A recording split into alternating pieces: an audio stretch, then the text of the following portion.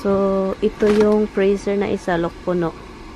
So, madaming pagkain lagi talaga. Sa babaw ng kahoy, gano'n. And then, mabilis yung parang utong ka utong palagi para ano, para lalabas. Naawa ako sa kanila, oy. Lalo na si Misty. Palaiyak nyo, nag-iyak-iyak na, oh. Pakinggan ninyo, guys. Good morning, Philippines! Hello, guys. Good afternoon. Well, good morning. It's almost 12 o'clock. But...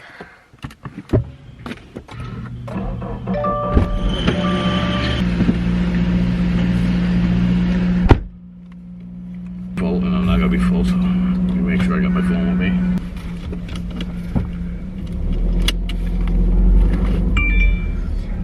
Good morning, guys. We are heading to the other house, and hopefully we can go to cemetery. But Okay. good. I don't know. I don't see any cars. It's locked down, and we Still are in the like roaming driveway. around. I don't see any cars. You're still in the driveway. How many cars you usually see in your driveway? Oh, we had a traffic jam in the driveway. Where are you looking now? Oh God! You just finished the outside in the house. You know, you're like. Birthday ngayon ni Bianan. So, plano ni Tami magpunta sa libingan. So, sana makapunta. Pero pag wala ng time, wala na. Hindi namin alam kung ano, kung papasokin pa kami doon or ano. Hindi naman maraming tao sa cemetery, di ba? Konti lang naman. Ang araw, grabe. What is the temperature today? 43? Why did you say? What is it? I like to ask you, Oh. but you are like busy with your freaking I'm a human smoke, thermometer? What? freaking cigarette. I'm gonna smoosh it all. Don't harm me, Tommy. See, guys, I told her she could stay home and I could go take care of this. But no, I'm coming, but because Yeah. I had to sit here and yell at you the whole way. Yes! It's annoying. It is. Very annoying you are. You know, yelling at me the whole way is annoying. You know how hard it is to inhale all your smoke? It will kill me. The You coronavirus could have will... stayed home with the cats and the dogs. You know what, honey? You don't want to be with me. You know what? You don't want to be with me. See, guys, now I don't want to be with her. But if she's with me, I gotta be different. Oh, Different smoker. You don't even think of my health. So, period. You think about people. So, ngayong araw, kagabi, before kami natulog, nakatanggap ng sulat itong asawa ko na wala silang sweldo, wala ng trabaho, wala na lahat. So, ngayon, tawagan namin lahat yung mga mortgage. This is crazy. let's stop in the cemetery because it was Mom's birthday. I know, I just see that. And then we're going home first, right? Yes. And take care of what we have to take care of. Yes. Yes. Can I see that? Yeah. People experiencing hardship, and you find that you've been laid off temporarily or whatever your situation is. The government has made arrangements, and the mortgage companies will defer your mortgage payment. So basically, you get 3 months. They'll push your mortgage payment off for 3 months, give you time to get another job, or for your company to reopen and get you back to working. And after 3 months, your mortgage payments should go back to normal. They may make it a little bit higher over the life of the loan, or they may just add 3 months on to the end of the loan. Get in touch with the mortgage lender, and they will sign you into it, so that you won't get mortgage payments, and you won't get any bad marks on your credit. You'll have no negative effect on you. Yeah, so yun guys, Tommy called them, and yeah, in-accept naman nila 3 months daw. So yun, kailangan mo na talagang, you really have to call. And then because some people have mortgage, and some people even renter, guys. Even if doing it for rents too. Yeah, even if you are renting your apartments, you have to talk to your landlord. And and they will give you a few months. Well, they might. I don't know how the rent works because of a lot of people rent from individuals. So if it's a corporation, yes. If you're renting, part of a house from a homeowner. This time is really hard. Well, the idea is even if you have some money right now that you can make the payments with, then you'll have nothing for food, nothing for electric, nothing. Car bill. So you need to balance a little bit and try and get back on your feet. Hopefully, we'll all be back to work before that 3 months is over. Okay, last night we went to bed 12 something, right? Yeah. Tommy was received something that the work is closing. No, I don't know if they can come back, stuff like that. And I can see Tommy's face thinking, so stressed, what's next. And guys, what is the like if you're not working, the government give you unemployment here. It's very low. It's like 400, huh? Yeah, New York. I don't know about other states, but over here it's just Jersey's 600. Yeah, Jersey's 600 something in New Jersey. 50% more at least. Yeah, over here is like 400 weekly. How that happened? We pay a lot of tax. Tax here is so high. It's amazing. Last night, guys, I was thinking if this is gonna go really down and we are just down, I was thinking we are gonna go to condo and tape our dog's mouth. I was really thinking about that, guys. I have to tape. It's really mean. You have to because our dog are like this, oh. Hi guys, we are here. Yeah, so nagtingin-tingin lang kami kung ano yung dadalhin. So dadalhin namin itong creamer na powder. Ito siya. Baka hindi kami makalabas, 'di ba? Alam niyo na. And then meron kaming creamer doon, baka masira siya. Tingin-tingin lang kami. And then also guys, kailangan ni Tami i-cancel yung dito cable dito sa bahay na to. So 5 boxes, every boxes you have to pay, 'di ba? Walang gumagamit. So cancel yung cable dito. And then ang itira na lang. What is that? What are you doing? I know. What are you wanna put me in there? That's big enough. What is that? So, ang itira na lang dito is internet. Kasi kapag, di ba, internet na lang. I don't know what he's planning. You just have one in the house, Naghakot. Ang dami kasing pagkain din dito. Mga cans. Tayan sa basement. Tawagan din niya yung yung mortgage sa itong bahay na to. Para para hindi din magbayad. Tingnan natin kung ano yung kinukuhaan niya doon sa basement. Kasi I think wala naman masyadong gamit na doon. Mga frozen yung iba. So, ito yung freezer na isa, lokpuno. So, madaming pagkain lagi talaga. So, hindi kami magutom. Meron dito, burger, pork, salmon. We have this. I got this one long time ago. Ano pa dito? May gulay ba dito? Ano to? Dami talaga, oh. Hala, meron pa ako, oh. Ano to? What the heck? Hala. Ito.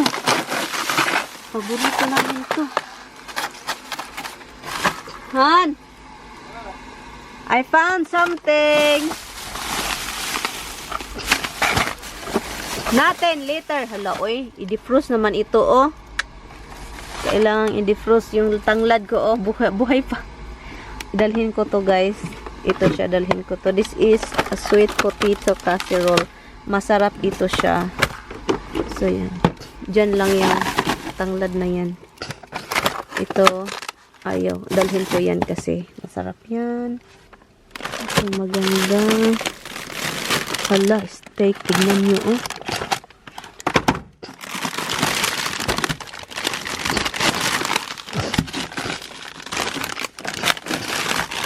How do you have a lot of space in the smaller freezer or no more space? No, this should be the best. What do you need? Potato, sweet potato casserole. Remember that one that we do like so much? We have one here still. Okay, so we should take it. And that steak, Han, it's so good before that freezer burn, Han. The one in there, the steak, I will probably bring it to Han. Okay. Okay? Look at that, guys. What are you bringing? Well, this stuff is not expired. Might as well take it. Meron pa dyan, oh. Marami pa. Dito sa ibabaw ng refrigerator, guys. Look, tignan nyo. That's dami, guys. It's about food hoarding. So, ito din. Freezer din ito, guys. Pakita ko sa inyo, ha. Look. Puno din ito, look. Marami ding laman. So, iwan ko kung mga dakot na ba yan, sira na ba yan, I don't know. Pero, kapag nasa freezer naman, okay yan. Pero maraming ano. We have a freezer bag here for like, you put ice, for cold stuff. I don't think so. Honey, you know you cannot eat this. Kanina pa ako dito naghihintay. Hindi pa rin siya tapos. Parang, my car is gonna be full of whatever. Honey, this is, don't bring expired, Tommy. This food is since 1980. This food over here is since like probably 2008 when I got here. Kaluka itong si Tommy, guys. Hold on, guys. Ang taba ko, oy, Ginoo ko, Lord. Hello, guys. So, andito tayo sa living room. Si Tommy, nakausapan niya yung ano. Kanina pa yan, naghintay yung mga, kapag mag-cancel ka kasi dito, ang tagal. Pero pag mag-apply ka ng mga kibul-kibul, ang bilis nilang makasagot. Pero pag cancel, ang tagal. Isang, ano na, almost 1 hour na si Tommy naghintay. Pero, ang nakakatawa dito, doon ako, gusto ko nang maglibang ba? Gusto ko nang maglibang, Tagalog maglibang iba. Gusto ko nang magpupo ba? Gusto ko nang mag-ano, malibang ba? Doon ako sa ano, sa CR, doon sa dito sa kitchen CR. So doon ako sa CR. Sabi ko, sabi pa ni Tommy, doon ka sa taas para komportable. Dito daw ako, no. Hindi daw siya makakonsentrate. Sabi ko, dito na, okay na. So, umupo na ako sa toilet. Pag umupo ako sa toilet, iba kasi ako kapag mag-ano, ang iniisip ko is yung parang sa forest ba. Ang iniisip ko doon sa bukirin namin, tungtong kahoy, sa babaw ng kahoy, gano'n. And then mabilis yung parang utong palagi para ano, para lalabas. Yung ang iniisip mo, baka may taong dumaan sa ano, daanan. And then malibang ka agad, libang ganun. Sabi ko, hindi man ito yung narinig ko is ano man. Yung cellphone, si Tommy, kausap yung mga ano niya, yung parang may tinatawagan kasi siya. Sabi ko, boom, gahi man yung tai. Sus, tubol. Pagka ano, pinutol ko, guys, sabi ko, putol. Sabi ko, putol, linis. Sabi ko, tumakbo ako sa taas. Sabi ko kay Tommy, I can't concentrate, I can't hear any birds. All I hear is the, ano, yung long waiting call, yung naghintay ka sa tawag na may sunata. Tulululululululu. Yun, so, ay, Ginoo ko. Ganyan kasi ako, guys, kapag gumagamit ng CR, guys, para makalabas talaga yung mga daotang espiritu. Ang iniisip ko is yung sa bukirin ako, yung nasa ibabaw ako ng kahoy, nakahawak sa ibang branch, ganon, at saka bigakang, ganon. And then ang iniisip ko, baka may ibang farmer na dumaan sa daanan, kasi malapit ka sa daanan, kasi kailangan mo, malibang. It's already 3 o'clock, and we still have to stop to cemetery to see happy birthday sa biyanan ko. And ito yung upuan niya, dito siya palagi, dito siya, kaya may cushion dito. Ayan, every time ito yung trono niya dito. Mag 90 na sana siya ngayong araw, 90. We're on the run.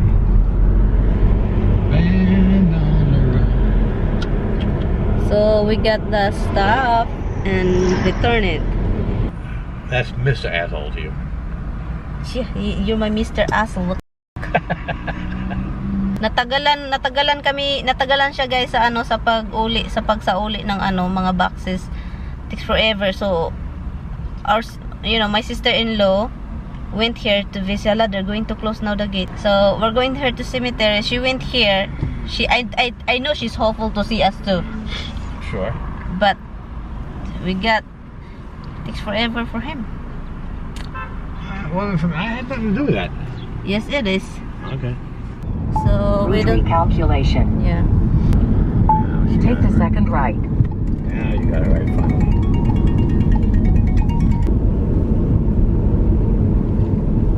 Slow down here. There's cars.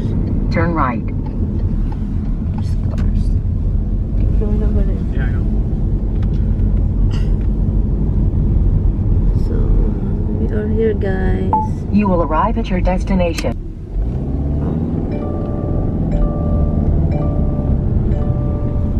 You have reached your destination.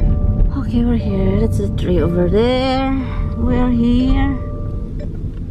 So let's see. Okay, shut the car off. And get your phone. And let's go. You leaving yours, I guess? Yeah. We're here, guys. So at least it's a nice day today. It's a nice day. So marami mga bisita dito kasi may mga bulaklak.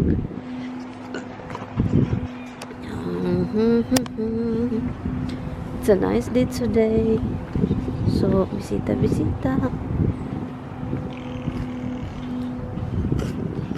So Isabel got my sister-in-law just came here. That's the flower she got. Oh, they don't put mom yet.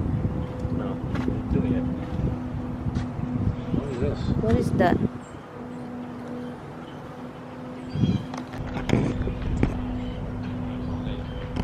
Huh? Happy birthday! Come by and wish you happy birthday anyway. It's right here.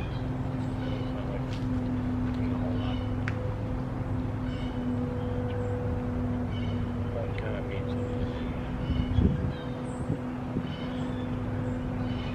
We think about you all the time. They want to skip your birthday.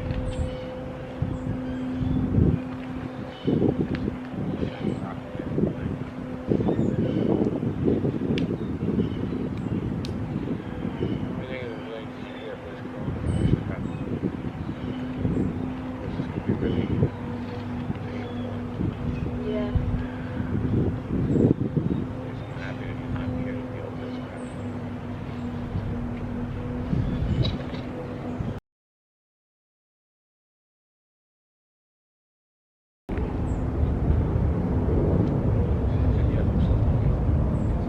Still smoking. Of course, you already know that.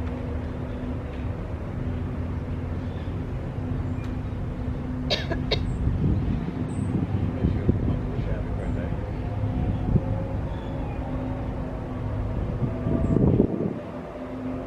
We hope you guys are all celebrating where you are.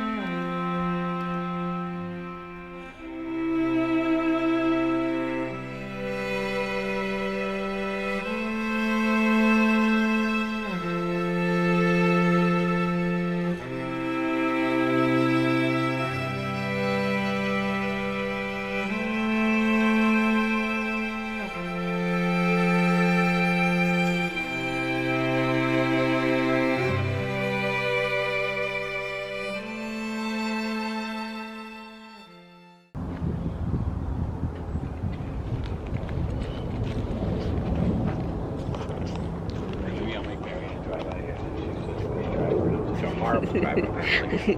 He's talking to mom. We cannot stay here long. Happy birthday, mom. You should be 90 years old today. Yeah. Kind of hoping for a better celebration than this. Yeah, I know. We're leaving. It's getting nicer, right? the day so we can come here. So, babalik kami dito. Yeah. Yeah. We cannot afford gas because no work, no money. Gusto namin siyang bisitahin palagi. So, you drive, go home. Let's go home. I will drive later going home. Bye, Mama. See you later.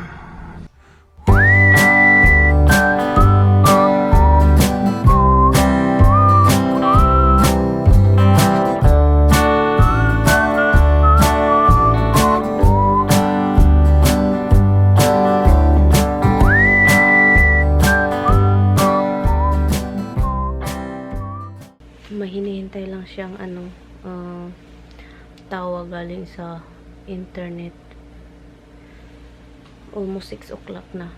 Alam niyo naman, kailangan naming umalis pero para sa aso. Pero yun, hintay pa siya, tawag.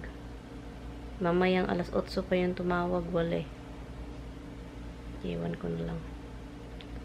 Si Tami pumunta sa micro center, bumili ng whatever, kasi hindi daw gumagana ito. Pag hindi pa rin yan gumagana, it's already 7 o'clock, wala pa kami sa bahay. 7 o'clock pa, pero look, ano pa sa labas, may araw pa. Wala ng araw, guys. Paano na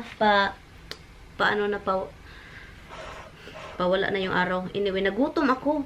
Like, almost 7 o'clock na talaga. 7 o'clock na yan, oy. 6:51. Doon, sabi niya, sama ka? Sabi ko, no. Nagalit na ako. Importante, internet nandito. Wala namang pupunta dito. So, tinawagan niya ako. Nakaalis na siya doon sa micro center. Ngayon, pumunta na naman siya sa bahay ng sister-in-law ko, ng kapatid niyang babae, para daw kunin yung chicken na binili. Gutom ako eh.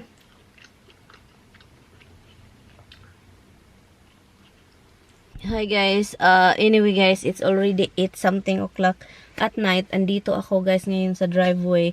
Hindi pa kami umalis dito. Yep, hindi pa kami umalis dahil nakakaluka itong si Tami. Ang tagal talaga. Ngayon, tinitingnan ko si Misty. Iyak ng iyak guys. Kawawa talaga. Ganyan si Misty guys kapag gusto niya yung pupo, magpipi, at saka na-miss niya, parang feel niya na walang umuwi. Ganyan yan siya guys. It happened the last time. Iyak ng iyak. So ngayon, 8 o'clock na. 8:10 na ng gabi. Kaluka. Oy, naawa ako sa kanila. Oy, lalo na si Misty. Pala iyak nyo. Nag-iyak-iyak na. Oh. Pakingganin nyo guys. Pakingganin nyo ha.